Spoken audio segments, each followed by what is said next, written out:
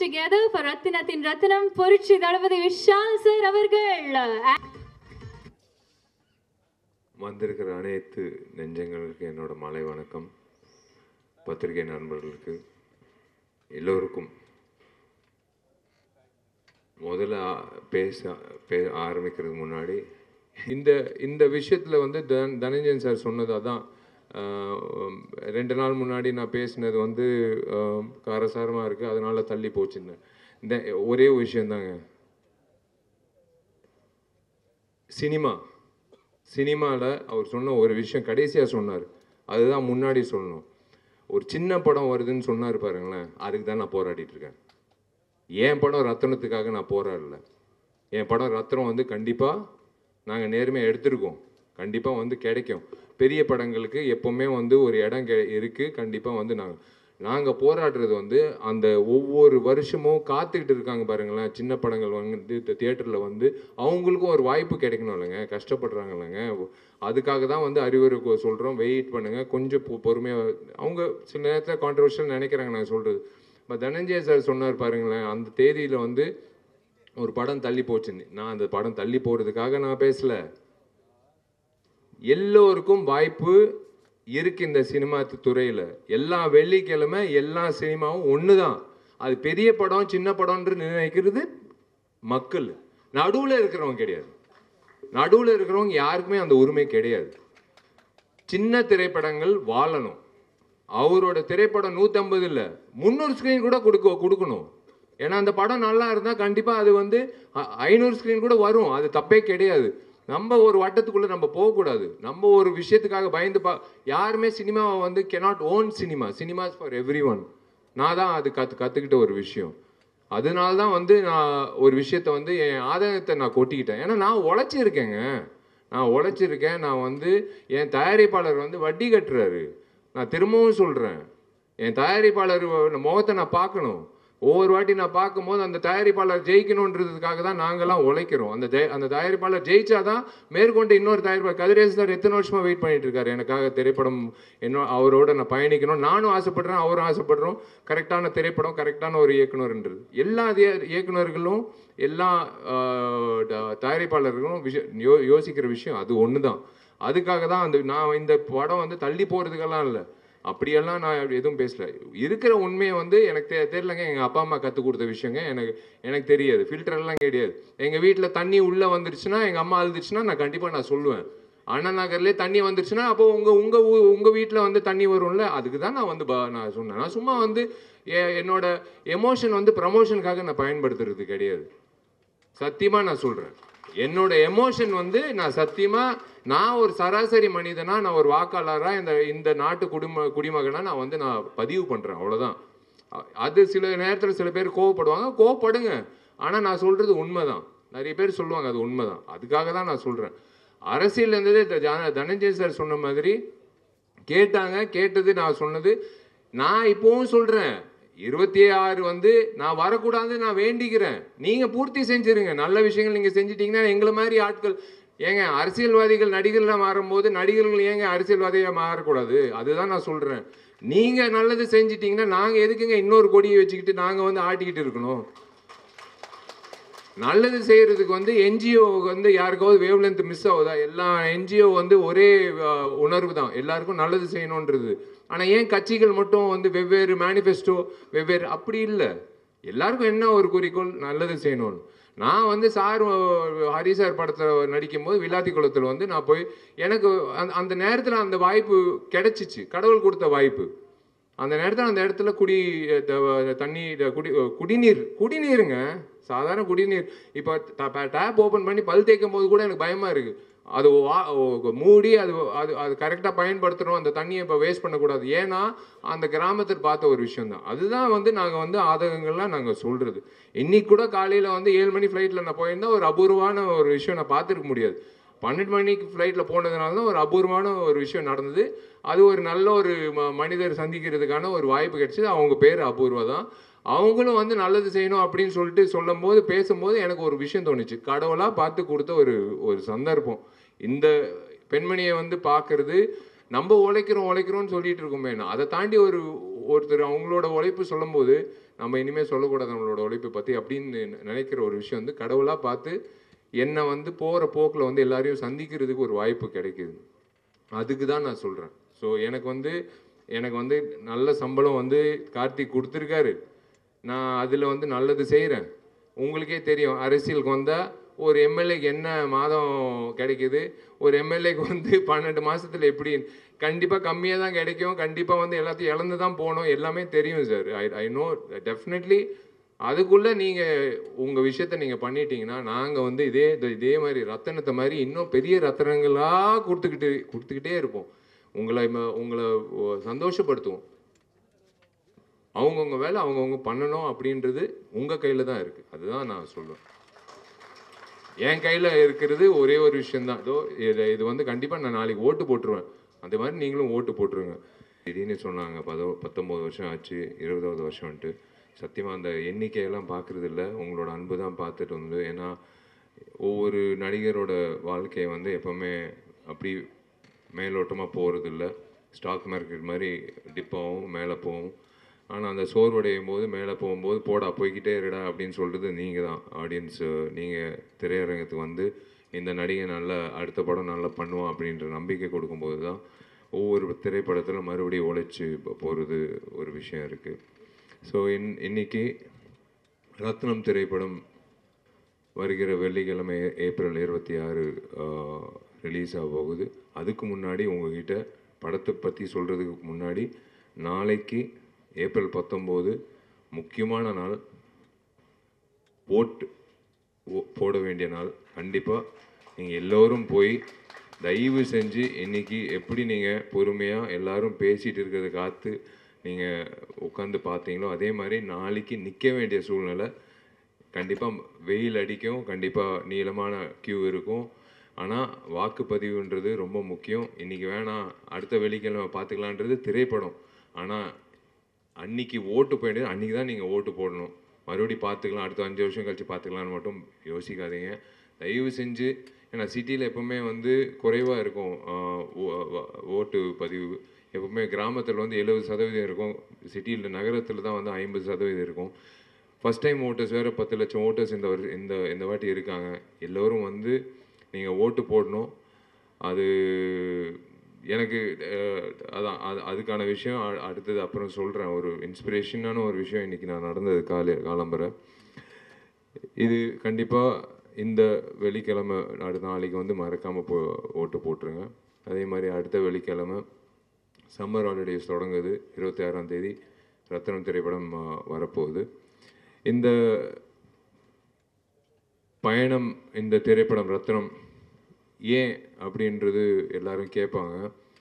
எனக்கு Mark Antony வந்து ஒரு மிகப்பெரிய ஒரு திருப்புமுனை கொடுத்தது. தனஞ்சயன் சார் சொன்ன மாதிரி ஒரு 100 கோடி கிளப் அப்படின்றது ஒரு ஹீரோவுக்கு வந்து எப்போவுமே ஒரு அந்தஸ்து கொடுக்குறது. இவன் அவ்வளோதான் எப்போவுமே சொல்கிறது தான். சினிமா துறையில் வந்து அதிகமாக வந்து இவன் இதுக்கு மேலே போக முடியாது, இது அவ்வளோதான். அதுக்கப்புறம் டக்குன்னு வந்து ஒரு இயக்குனரோட போகும்போது, ஏங்க இந்த நேரத்தில் இந்த இயக்குனரோட எதுக்குங்க நீங்கள் பண்ணுறீங்க, அந்த ஆதிக்கோட எதுக்குங்க பண்ணுறீங்கன்னு.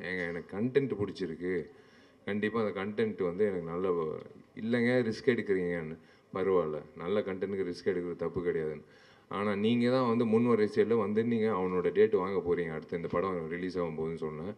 அவங்க தான் ஆதிக்கு பின்னாடி வந்து இன்றைக்கி ஆதிக்கு ஒரு நல்ல ஃப்யூச்சர் கிடச்சிச்சு. அதுதான் எனக்கு ரொம்ப சந்தோஷம். என் தம்பிக்கு ஒரு நல்ல ஃப்யூச்சர் கிடச்சிச்சு மார்க் ஆண்டனியில். எனக்கு ஒரு நல்ல இவர் ஏதோ இந்த அண்ணன் சமுத்திரகன்யன் மாதிரி எனக்கு இன்னொரு அண்ணன் எஸ்ஜி சூர்யா கிடைச்சாரு, சுனில் அவர்கள் கிடைச்சாரு. அந்த மார்க் ஆண்டனி திரைப்படம் வந்து ஒரு மிகப்பெரிய வெற்றி அடைஞ்சது. அதுக்கப்புறம் எல்லோரும் வந்து ஆதிக்கு பின்னாடி சுற்ற ஆரம்பிச்சிட்டாங்க டேட்டுக்காக. அதுக்கப்புறம் வந்து அதான் ஹரி சார் சொன்ன மாதிரி எப்போவுமே வந்து காது வச்சு எல்லாத்தையும் கேட்கணும். நல்லது கெட்டது எல்லாமே கேட்கணும். நம்ம கெட்டது நம்மளை பற்றி சொல்கிறாங்க கேட்கக்கூடாது, நம்ம அது நெகட்டிவாக சொல்லும் போது கேட்கக்கூடாது, அப்படி இல்லை. அவர் சொன்ன மாதிரி சுற்றிக்கிட்டே இருக்கணும். நம்மளை பற்றி என்ன சொல்கிறாங்க, நம்ம ஏதாவது திருத்திக்கணுமா, இப்போ இருக்க நடிகர்கள் என்னென்ன பண்ணிகிட்ருக்காங்க அப்படின்றது ஒரு பக்கம். பட் ஒரு விஷயம் வந்து எனக்கு வீட்லேயே ஒரு பெரிய ஒரு இம்சை. எங்கள் அம்மா ஒரு மிக தீவிரமான ஒரு ஹரி சாரோட ரசிகர். இது வந்து நாங்கள் எப்போவுமே இது எதுவுமோ தெரில, 8 வருஷம் கழிச்சு ஒவ்வொரு வாட்டி நாங்கள் சேர்ந்து வரோம். தாமிரபரணி, அதுக்கப்புறம் பூஜை, அதுக்கப்புறம் இப்போ ரத்னம்.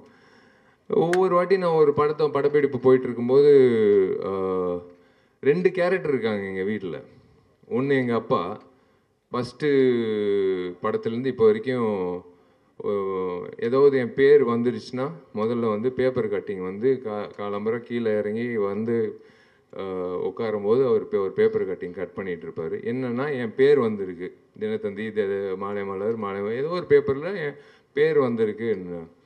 அது வந்து விஷால் நடிக்கும் செல்லமே, விஷால் கலக்கும் சண்டைக்கோழி, விஷால் வந்து இந்த படத்தை தோல்வி அடைஞ்சார், அதெல்லாம் வந்து பேப்பர் கட்டிங்னா பரவாயில்ல. இந்த கேரக்டர் எங்கள் நயனா எப்படின்னா, விஷால் பேர் வந்தால் போதும். ஒரு நாள் திடீர்னு கீழே இறங்கி வந்து அவர் சின்சியராக பேப்பர் கட் பண்ணிகிட்டு இருக்காரு. என்ன பண்ணிகிட்டு இருக்கீங்கன்னா, இல்லை உனக்கும் பிரியாமணிக்கும் காதல்னு வருது, இது ஏன்ப்பா கட் பண்ணுறீங்கன்னா, இல்லை உன் பேர் வந்திருக்கு அவ்வளோதான், அது போதும் எனக்கு அப்படின்னு கட் பண்ணி இருக்கிற ஒரு கேரக்டர். அப்படி ஒரு கேரக்டர் இருக்கார். 2வது கேரக்டர் வந்து எங்கள் அம்மா. ஒவ்வொரு திரைப்படத்துக்கு நான் படப்பிடி போகும்போது, டே இங்கிட்டு வா, நீ எப்போ ஹரியோட படம் பண்ண போகிற அப்படின்னு கேட்பாங்க. இல்லைம்மா அது நேரம் வரும்போது கண்டிப்பாக அமையும். சும்மா நான் வந்து டிவிலே பார்த்துட்டு இருக்க முடியாது. இப்போ சீக்கிரமாக வந்து ஹரியோட எனக்கு ஹரியோட நீ இப்போ படம் பண்ணணும்னு. அம்மா டைம் வரும்போது கண்டிப்பாக நான் நடக்கும்மா, டெஃபினட்டாக நடக்கும்னு ஒவ்வொரு வாட்டி இப்போ சொல்லிகிட்டே இருப்பாங்க. ஸோ இந்த நேரத்தில் மார்கண்ணி முடிஞ்சு இப்போது சுற்றி கேட்கும்போது எல்லோரும் சொன்ன விஷயம் வந்து, சார் இந்த பழைய விஷால் பார்க்குற மாதிரி சண்டைக்கோழி, திமிரு, தாமிரபரணி விஷால் பார்க்கணும் மாதிரி இருக்குது அப்படின்னு சொன்னோன்னே எனக்கு என்னமோ தெரில. இதுக்கு உண்மையிலே மனசார எப்போவுமே ஃபில்டர் கிடையாது, உங்கள் எல்லோருக்கும் தெரியும். இந்த திரைப்படத்துக்கு முக்கியமான காரணம் வந்து மினி ஸ்டுடியோஸ் வினோத் தான். வினோத் வந்து சொன்னாப்புல, சார் நீங்கள் ஹரி சாரோட மறுபடி படம் பண்ணணும், நீங்கள் பண்ணோம் சார் அப்படின்னாப்புல.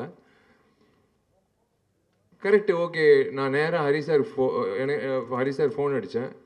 சார் நம்ம 2 பேரும் சேர்ந்து படம் பண்ணலாமா சார்? ரொம்ப சந்தோஷப்பட்டார். ஏன்னா எனக்கு அண்ணன் மாதிரி தான், நான் எப்போவுமே என்னோட பெரிய அண்ணன் மாதிரி தான் நான் வந்து ஹரி சார் பார்த்தது உண்டு பர்சனலாக. எப்போவுமே ஒரு பெரிய அண்ணன்கிட்ட எப்படி நடந்துக்கிறது, அவங்க வீட்டில் கூட என்னை அப்படி தான் பார்ப்பாங்க, அவங்க வீட்டு பிள்ளை மாதிரி தான் பார்ப்பாங்க. நான் ஹரி சார் கிட்ட சொல்லும்போது ரொம்ப சந்தோஷம், பண்ணலாம் விஷயம்னா அங்கிட்டே இருங்க சார், நான் வரேன் உங்கள் ஆஃபீஸ்க்கு, அலுவலகத்துக்கு வரேன், நம்ம படம் பண்ணலாம் சார்னு சொல்லும்போது சார் ஒரு லைன் சொன்னார். லைன் சொல்லும்போது ஒரு விஷயம் எப்போவுமேங்க, ஒரு நடிகருக்கு ஒரு புதுமுக இயக்குனர் கதை சொல்லும்போது அது நல்லா இருக்குது நல்லா இல்லைன்றது டக்குன்னு சொல்லிடலாம். ஒரு பெரிய இயக்குனர் 3ஆம் முறை வரும்போது, அது 2 முறை அதுவும் பெரிய வெற்றி உங்களால் கிடைச்சதுனால 3ஆம் முறை வரும்போது சார் என்ன வச்சுருப்பார் அப்படின்னு ஒரு தயக்கத்தில் இருப்போம் டெஃபினட்டாக, எப்படி பண்ணியிருப்பாருன்னு. ஆனால் எனக்கு ஒரு தேவி சொன்ன மாதிரி, எல்லாரும் சொன்ன மாதிரி, சுகுமார் சொன்ன மாதிரி, சமுத்திரகன்யான் சொன்ன மாதிரி, எல்லாரும் அது எதிர்பார்க்காத ஒரு ட்விஸ்ட், ஒரு விஷயம் வச்சுருந்தார் திரைக்கதையில். ஒரு 30 நிமிஷம் கழிச்சு நான் சத்தியமாக எதிர்பார்க்கல. அது கேட்ட உடனே வந்து எனக்கு டக்குன்னு ஹரி சார் சொன்னேன், சார் இது டெஃபினட்டாக வந்து எனக்கு பெரிய சந்தோஷம், கரெக்டான டைமில் நான் உங்ககிட்ட வந்துட்டேன். இது வேறு ஒரு ஹீரோ பண்ணியிருந்தால் கண்டிப்பாக நான் வருத்தப்பட்டிருப்பேன், எனக்கு கண்டிப்பாக அது பண்ணிடலாம் சார், கரெக்டாக பண்ணிடலாம் சார் அப்படின்னு சொல்லிட்டு கரெக்டாக கார்த்திக் ஸ்டோன் பெஞ்சுக்கு ஒரு படம் பண்ணலாம் பிரதர் அப்படின்னு அதுக்கு முன்னாடி நாங்கள் பேசிகிட்டு இருந்தோம். கரெக்டாக வந்து இல்லை கார்த்திக் இந்த படம் பண்ணிடலாம் அப்படின்னு சொல்லி அமைஞ்சுது. இதுதான் நானும் ஹரி சார் பயணம் தொடங்கணும்.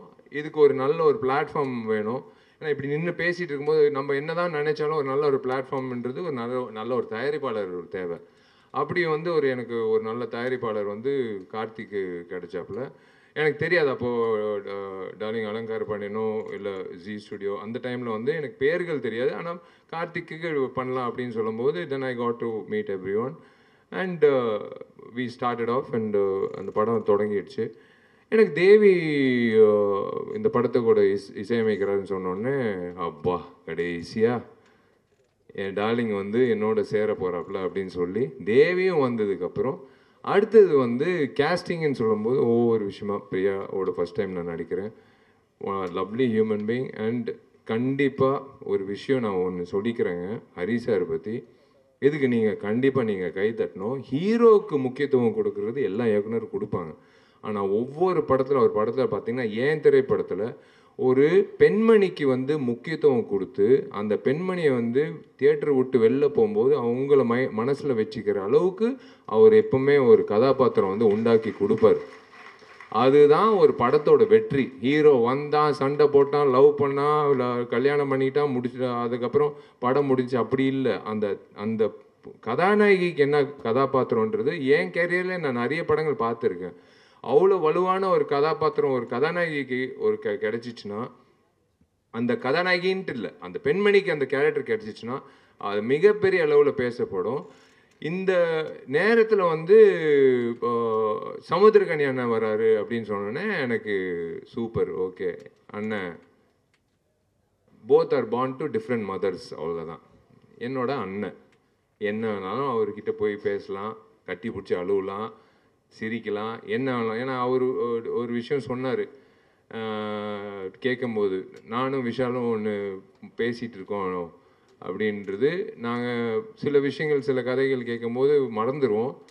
ஆனால் இத்தனை வருஷம் கழிச்சு ஒரு கதை வந்து நான் அண்ணனை விரட்டிகிட்டே இருக்கேன், ஒரு கதை அண்ணா இந்த படம் பண்ணலாம். ஏன்னா எனக்கு அந்த அந்த அந்த நேரத்தில் இவருக்கு ஏதாவது ஒரு அட்வான்ஸ் கொடுத்துடலான்னு சொல்லிட்டு என்னன்னு தெரியாமல் எனக்கு தெரியும் இப்போ 100 ரூபா கொடுத்தேன்னு நினைக்கிறேன். 1:30 மணிக்கு நைட்டு ஒரு கதை சொல்லும்போது பல வருஷம் ஆச்சு. அண்ணா என்ன வச்சுக்குவாங்கண்ணா, யார் எந்த ஹீரோ நீங்கள் சந்திச்சிடாதீங்க, நான் தான் இந்த படம் பண்ணுறேன் அப்படின்னு சொல்லி நான் அதுக்காக தான் காத்துட்டு இருக்கேன். இப்போ தனஞ்சயன் சார் சொன்ன மாதிரி அடுத்தடுத்து போகணும்னு சொல்கிறாருல்ல, அதுக்கு வந்து முன்னுதாரணமாக வந்து நான் ஏங்கிட்டு இருக்கிற ஒரு விஷயம் வந்து, ஏன்னா எல்லா நடிகர்களும் எல்லா இயக்குநர்களும் நடிகர்கள் ஆகும்போது எங்களை மாதிரி நடிகர்கள் வந்து நாங்கள் இயக்குனர் தான் ஆகணும், வேறு வழி இல்லை. அதனால தான் துப்பாக்கிகள் 2ல் வந்து நான் இயக்குனராக 25 வருஷத்தோட கனவு நினைவாகுது. அது நினைவாகுது, அது வருது, அது ரொம்ப சந்தோஷப்படுறேன்.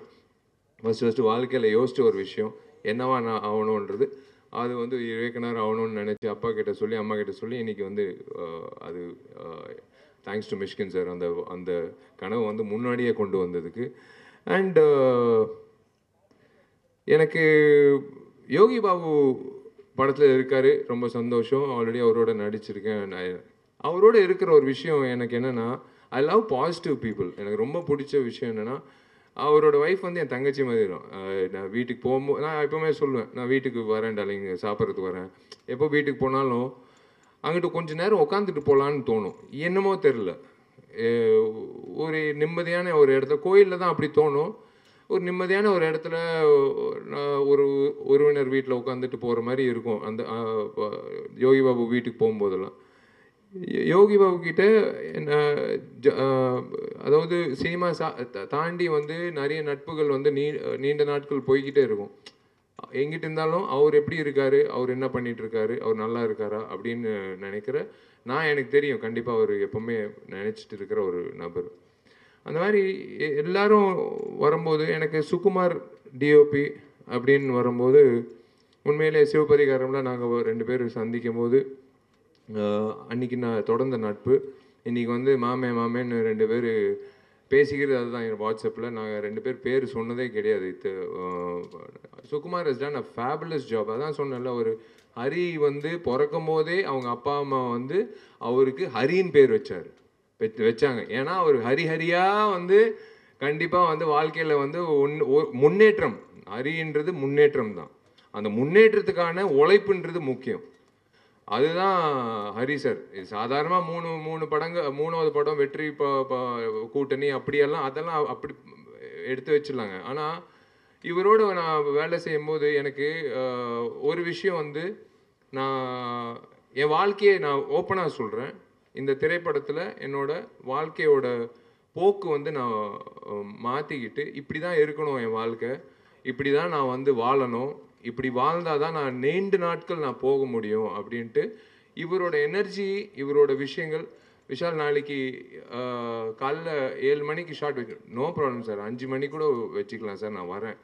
அது என்னமோ தெரியல, அவருக்காக நான் வரணும்னு, அவருக்காக நான் உழைக்கணும், அவருக்காக நான் ஏதோ எனக்கு காசு கார்த்திக் கொடுத்தாப்புல அதுக்காக அப்படியெல்லாம் இல்லை. ஹரி சார் சொன்னால் கரெக்டாக இருக்கும், ஹரி சார் சொன்னால் உழைப்புக்கு ஏற்ற மாதிரி பலன் உண்டு அப்படின்னு எனக்கு தெரியும். அவர் தம் கட்டி சொன்னார்ல 5 நிமிஷம் காட்சி, உண்மையிலே வியந்து பார்த்தேங்க. சத்தியமாக ஒரு கேமரா வந்து ஒரு ஃபில்மாக இருந்திருந்தால் கண்டிப்பாக வந்து எடுத்திருக்க முடியாது. டிஜிட்டலாக இருக்கிறதுனால ஹேட்ஸ் ஆஃப் டு ஹரிசாஸ் விஷன்.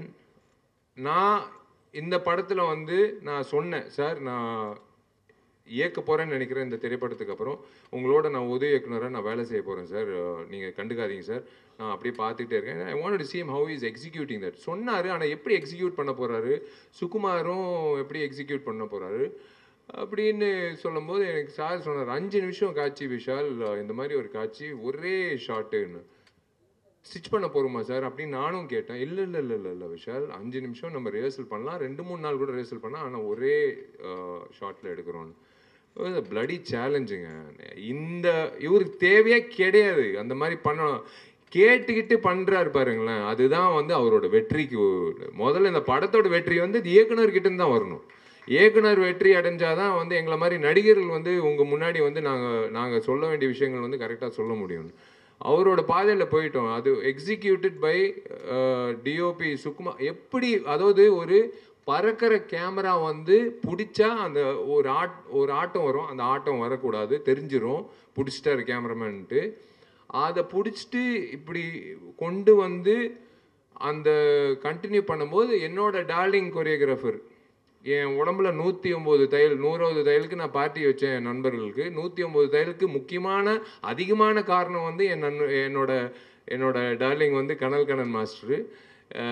என்னை வந்து இன்னைக்கு ஆக்ஷன் ஹீரோ விஷால் வந்து ஆக்ஷனில் கலக்கிறாரு அப்படின்னு ஒவ்வொருத்தர் சொல்கிறதுக்கு முக்கியமான காரணம் வந்து சண்டைக்கோழியில் என்னை நம்பினார் இந்த கனல் Kannan master.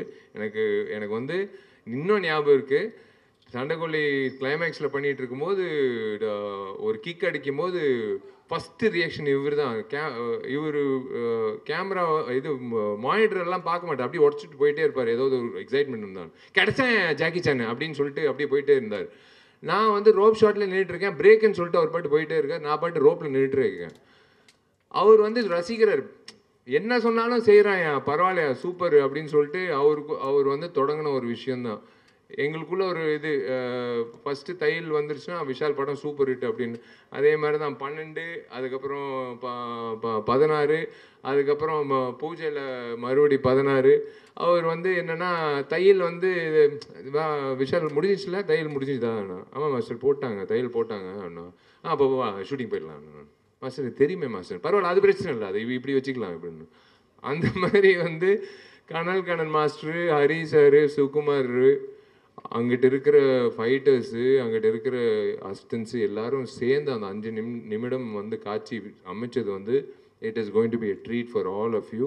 It is something you can expect always from a new director to prove it, not from a senior director at this point of time in his career. அது பண்ணுறாருன்னா இன்னமும் நானும் நிற்கிறேன், உங்கள் மத்தியில் நானும் நிற்கிறேன், நான் உங்களுக்கும் ஈடு கொடுக்குறேன் அப்படின்னு சொல்லி பண்ணுற ஒரு விஷயந்தான். ஸோ அதுதான் எனக்கு ரொம்ப இப்போ சந்தோஷமாக இருந்தது. அதுதான் எனக்கு ரொம்ப பிடிச்ச விஷயம். இன்றைக்கி ஐ தேங்க்யூ ஃபார் அதான் உங்கள் எல்லோருக்கும் நான் ஏன் நன்றி சொல்கிறேன்னா, இந்த பொக்கே கொடுக்குறதெல்லாம் எங்களுக்கு இப்போ பழக்கம் இல்லை, எப்போ ரொம்ப காலமாக இருக்குது அந்த ஒரு விஷயம். ஏன்னா எனக்கு தெரியும் 5 நிமிஷத்தில் உங்கள் வண்டி பின்னாடி தான் இருக்கும், அது வாடி போயிடும் அதெல்லாம். இப்போது சிரிப்பு பார்த்தீங்களா அந்த 2 பிள்ளைகள், நீங்கள் தான் இப்போ படிக்க வைக்கிறீங்க, நான் படிக்க வைக்கல, நான் படிக்க வைக்கிறேன். ஆனால் இன்றைக்கி ஒரு நிகழ்ச்சியில் வந்து 2 பேருக்கு ஒரு வாய்ப்பு கிடச்சிச்சுல, அது நீங்கள் தான் வந்து இப்போ இன்றைக்கி வந்து அது உணர்ந்து நீங்கள் வந்து மதித்து கொடுத்தீங்களே, அதுக்காக தான் வந்து அந்த 2 பிள்ளைகளுக்கு வந்து படிப்பு கிடச்சிச்சு. அதுவும் பெண் குழந்தைகள் படித்து முன்னேறினாங்கன்னா ஒரு பெரிய ஒரு சமுதாயமே பெரிய மிக சிறந்த சமுதாயமாக இருக்கும். அதுதான் வந்து எனக்கு ரொம்ப பிடிச்ச விஷயமா இருந்தது. இன்றைக்கி உங்களால் இன்றைக்கி 2 குழந்தைங்க படிக்க வராங்க. ஒரு கேப்டன் மூலிமா வந்து நான் கற்றுக்கிட்டது வந்து எல்லாருக்கும் வந்து ராஜா பகதூர் தெருவில் யார் போனாலும் உள்ள அலுவலகத்துக்கு வந்து உள்ள கேப்டன் அண்ணன் உள்ள அலுவலகத்துக்கு வந்தால் சினிமா உதவி இயக்குனர், கஷ்டப்படுற உதவி இயக்குனராக இருந்தாலும் சரி, யாராக இருந்தாலும் சரி, பட்னியோடு வெளில போகக்கூடாது, சாப்பிட்டு போகணும் அப்படின்றது ஒரு விஷயம். 2வது உணர்வு வந்து எனக்கு என்ன சாப்பாடு போடுறாங்களோ கடைசி ஊழியர் வரைக்கும், அந்த லைட் ஆஃபீஸர் வரைக்கும் ஒரே சரிசமமான சாப்பாடு, அந்த கேப்டன் சொன்னது. இன்னொரு கேப்டன் இருக்கார், அவர் பேர் முழுசாக சொல்ல மாட்டேன். அந்த கேப்டன் மூலிமா வந்து நான் மேற்கொண்டு நிறைய பேருக்கு சோறு போடணும் அப்படின்னு எனக்காக வேண்டிட்டு இருக்க ஒரு கேப்டன். நான் அதை நம்பர் யாருன்னு நான் சொல்ல மாட்டேன். எனக்கு வந்து ஒரு விஷயந்தாங்க, தனஞ்சயன் சார் சொன்னது கரெக்டு. 100 கோடின்றது 200 கோடி 250 கோடி எல்லாரும் யோசிக்கிறது. நான் அந்த கோடிகள் யோசிக்கிறது இல்லை. என்னோட இயக்குநர்கள் தான் நான் நம்பிட்டு இருக்கேன். என்னோட ப்ரொடியூசர் என் மேலே இருக்கிற நம்பிக்கையில் நான் நடித்து கொடுக்குறேன். அந்த வெள்ளிக்கிழமை இந்த தெய்வங்கள்லாம் வந்து வெள்ளிக்கிழமை நல்ல படங்கள் அப்படின்னு சொல்லி அந்த கொடுக்குற அந்த தெய்வங்கள் கொடுக்குற அந்த தீர்ப்பு தான் நாங்கள் வேண்டிக்கிறோம். இதில் முக்கிய விஷயங்கள் என்னென்னா, ஒரு நல்ல டிஸ்ட்ரிபியூட்டர் கிட்ட போகணும், ஒரு நல்ல திரையரங்கத்தில் வரணும், ஒரு நல்ல தேதியில் வரணும். எதுக்காக படம் எடுக்கிறோம்? ஒரு குடும்பத்துக்காக. குடும்பம் எப்போ போவாங்க? விடுமுறையில், பிள்ளைகளுக்கெல்லாம் எக்ஸாம் முடிஞ்சதுக்கப்புறம். அதே மாதிரி தான் இன்றைக்கி வந்து என்னோடய விநியோகஸ்தர்கள் எப்போவுமே ஒரு நல்ல படம் வந்தால் யோசிக்கிறது சில பேர் தான். அப்போலேருந்து எங்கிட்ட இருக்கிற சீனு என்னோட நண்பர், பிரதர்னே சொல்வேன், நண்பர்கள். என்னோட வெல்விஷர் லக்ஷ்மண் அவர்கள் இருக்கார். இன்னும் இப்போ இந்த திரைப்படம் நம்பி வாங்கின சதீஷ் அவர்கள், என்ன நிறைய பேர், ராஜமன்னார் மன்னார் அவர்கள், எஸ்பெக்ட் சீனு, இது எல்லாமே திருப்பூர் சுப்பிரமணியம் அண்ணன், எல்லாரும் வந்து நான் ஏன் வந்து அண்ணன் இது நான் ஒரு உரிமையோட இந்த படம் வந்து பண்ணிவிடுங்க அப்படின்னு ஏன் சொல்கிறேன்னா, எனக்கு ஒரு நம்பிக்கை, என் மேலே இருக்கிற நம்பிக்கை அவங்களுக்கு இருக்குது. அதே மாதிரி தான் இப்போ தொடங்கிட்டு போயிட்டே இருக்குது. ஸோ அதனால் ஒரு நல்ல திரையரங்கத்தில் வர்றதுக்கான வாய்ப்பு கொடுக்குற அத்தனை விநியோகஸ்தர்களுக்கும் திரையரங்க உரிமையாளர்களுக்கும் என்னோட நன்றி தெரிவிச்சுக்கிறேன். மீனா அவர்களுக்கும் நான் நன்றி தெரிவிச்சுக்கிறேன், பிவிஆருக்கு. இந்த இடத்துல வந்து ரொம்ப ரொம்ப நன்றி. எல்லோருக்கும் நான் ஒரு விஷயம் நான் சொல்கிறேன். எல்லாரும் சொல்கிறது வாங்க திரையரங்குக்கு வந்து இப்போ படம் பாருங்கன்னு. ஆனால் கண்டிப்பாக நான் உங்களை மறுபடியும் இந்த வருஷம் கடைசியில் மறுபடியும் இன்னொரு திரைப்படத்தில் நான் ப்ரமோஷனில் வந்து உங்களை தைரியமாக நான் சந்திப்பேன். மார்க் ஆண்டனி சொன்னது நடக்கலைன்னா நான் இன்றைக்கி வந்து இந்த ஃபங்க்ஷனே வந்து அட்டன் பண்ணியிருக்க மாட்டேன். ஏன்னா தைரியமாக என்னால் இப்போ உங்களை சந்திக்க முடியாது. சொன்ன விஷயங்கள் மார்க் ஆண்டனியில் இருந்ததுனால தான் நீங்கள் வந்து 100 கோடிக்கு நீங்கள் கொண்டு வந்து சேர்த்துட்டீங்க. அதனால தான் இன்றைக்கும் நான் சொல்கிறேன், ஹரி சார் உழைப்பு, விஷால் இல்லை, அதெல்லாம் ஓகே, ஹரி என்ற இயக்குனரோட உழைப்பில் நாங்கள்லாம் ஏங்கி நாங்கள்லாம் வந்து அந்த யூனிவர்ஸ், இஸ் எ யூனிவர்ஸ், அந்த யூனிவர்ஸில் நாங்கள்லாம் ஒரு பிளானட்ஸாக வந்து நாங்கள் வந்து கரெக்டான அலைன்மெண்ட்டில் வந்து உங்களுக்கு ஒரு கேலக்ஸியான ஒரு பயங்கரமான ஒரு என்டர்டெயின்மெண்ட் வேல்யூ ஏப்ரல் 26 உங்களுக்காக காத்துட்டு இருக்கு. ரொம்ப ரொம்ப நன்றி. நீங்கள் தேங்க்யூ சப்னா, தேங்க்யூ. இந்த சட்டை மாற்றுற விஷயம் வந்து கண்டிப்பாக வந்து என்னால் முடியாது. என்னால் ஒரு இன்டர்வியூலே வந்து அத்தனை சட்டை வந்து மாற்றணும்னு சொல்லிட்டு நின்றுட்டுருப்பாப்புல காஸ்டியூமர். முடியாதுங்க, ஒரே சட்டை தான். ஆனால் ஓயாமல் சட்டை ஆனால் சூப்பராக இது எங்கிட்டு வாங்குறாருன்னு மட்டும் நான் கேட்கணுங்க. ஏன்னா அதுதான் நான் ஃபஸ்ட்டு கேட்கணும். என்னோட டார்லிங் நிக்கிலுக்கு வந்து நான் நன்றி தெரிவிச்சுக்கிறேன். He's been there since long time with me. அதை பார்த்தீங்களா, 3வது சட்டை. இப்போ அதுக்குள்ளே நீங்கள் வந்து ப்ரெஸ் மீட் முடியறதுக்குள்ளே 4வது சட்டை. என்ன காஸ்டியூம் வந்து நானும் ஹீரோயின் மாற்றணும்னு அவசியம் கிடையாது, இவரே மாற்றிடுவார். ஸோ இந்த நேரத்தில் வந்து I would like to say one thing. எனக்கு நீங்கள் சொன்னது கரெக்ட் தான். First song Rajasundaram master song, காதலிக்கும் ஆசை இல்லைன்றது. பயந்து நின்னேன்.